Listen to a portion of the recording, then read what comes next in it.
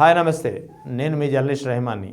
వైఎస్ఆర్ కాంగ్రెస్ పార్టీకి ఇటీవల ఏపీలో రెండు ప్రధానమైనటువంటి అంశాలు అనుకూలంగా మారుతున్నాయా అంటే ఖచ్చితంగా అవుననే సమాధానం వినిపిస్తోంది. అందుకే వైఎస్ఆర్ కాంగ్రెస్ పార్టీ ఈ రెండు అంశాలని ప్రధానంగా ఇప్పుడు జాతీయ స్థాయిలో తీసుకెళ్లేందుకు ఒక స్ట్రాటజీ సిద్ధం చేస్తోంది.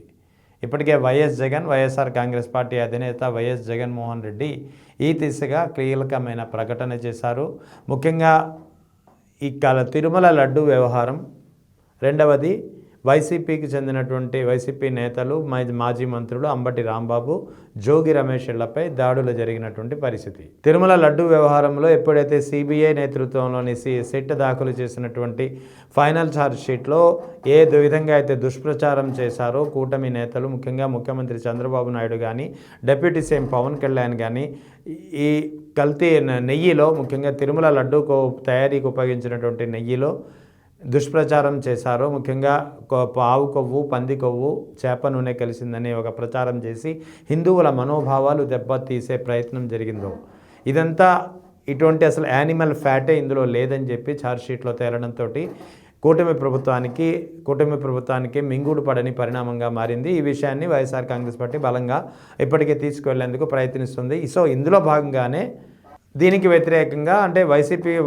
కౌంటర్కు వ్యతిరేకంగా ఒక ఫ్లెక్సీ ఏర్పాటు చేయడం గుంటూరులో, ఇది పెద్ద వివాదాస్పదంగా మారడం, అంబటి రాంబాబు ఇంటిపై దాడి చేయడం, ఆ తర్వాత జోగి రమేష్ ఇంటిపై దాడి చేయడం, ఏకంగా పెట్రోల్ బాంబులు కూడా విసిరిన పరిస్థితి. సో ఓవరాల్గా ఈ పరిణామంతో కాపుల్ని టార్గెట్ చేస్తున్నారా, వంగవీటి మోహన్ రంగా అనుచరుల్ని టార్గెట్ చేస్తుందా ఈ ప్రభుత్వం అనే ఒక వాదన మరోసారి బలపడుతోంది. ఎందుకంటే గతంలో వంగవీటి మోహన్ రంగా హత్య జరిగినప్పుడు కూడా తెలుగుదేశం ప్రభుత్వంపైనే ప్రధానంగా ఆరోపణలు వినిపించాయి, ప్రధానంగా విమర్శలు ఉన్నాయి. తెలుగుదేశం పార్టీలోని మనుషులే వంగవీటి మోహన్ రంగాను చంపించారనే ఆరోపణలు బలంగా ఇవాల్టికి ఉన్నాయి సజీవంగా. సో ఇప్పుడు మరోసారి కూటమి ప్రభుత్వం అధికారంలో ఉన్నప్పుడు, ముఖ్యంగా తెలుగుదేశం ప్రభుత్వం నేతృత్వంలోని కూటమి ప్రభుత్వ హయాంలో వంగవీటి మోహన్ రంగా అనుచరులుగా అందరికీ తెలిసినటువంటి సుపరిచితులైనటువంటి అంబటి రాంబాబు, జోగి రమేష్ ఇళ్లను టార్గెట్ చేసి మరీ పెట్రోల్ బాంబులతో దాడి చేయడం, ఇది ప్రధానంగా ఒక చర్చనీయాంశంగా మారింది. వంగవీటి మోహన్ రంగా అనుయాయుల్ని టార్గెట్ చేస్తున్నారనే ఒక వాదనను గట్టిగా ప్రజల్లో తీసుకెళ్లేందుకు వైఎస్ఆర్ కాంగ్రెస్ పార్టీ ప్రయత్నిస్తోంది. అదే భావన క్రమంగా కాపుల్లో కూడా కలుగుతోందనే మాట కూడా ఇప్పుడు ఈ మధ్య కాలంలో వినిపిస్తున్న పరిస్థితి.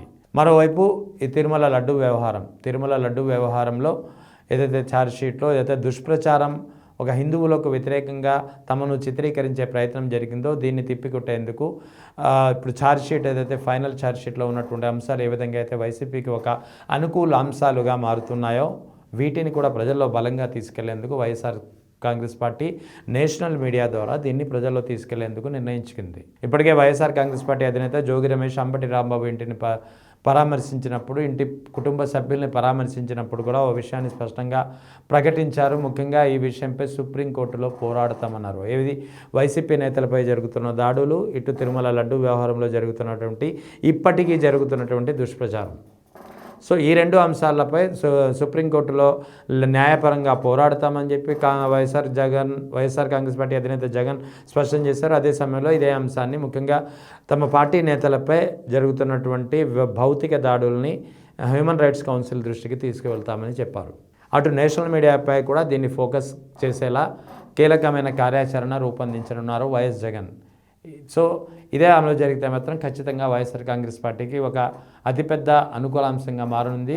వైఎస్ఆర్ కాంగ్రెస్ పార్టీ ఇప్పటికే గ్రౌండ్ స్థాయిలో ముఖ్యంగా ఈ రెండు అంశాలు, తిరుమల లడ్డు అంశం, ఇటు వైసీపీ మాజీ మంత్రులపై ఇళ్లపై జరిగినటువంటి దాడి, వంగవీటి మోహన్ రంగా అనుచరులని టార్గెట్ చేస్తున్నారనే ఒక ఆరోపణ, ఈ మూడింటి నేపథ్యంలో వైఎస్ఆర్ కాంగ్రెస్ పార్టీకి ఇప్పటికే కాస్త సానుకూలంగా మారుతున్న పరిస్థితి. ఇప్పుడు ఇదే అంశాన్ని బలంగా తీసుకెళ్లి ముఖ్యంగా నేషనల్ స్థాయిలో, జాతీయ స్థాయిలో ఒక ప్రధానమైన అంశంగా మలిచేందుకు వైఎస్ఆర్ కాంగ్రెస్ పార్టీ ప్రయత్నిస్తోంది.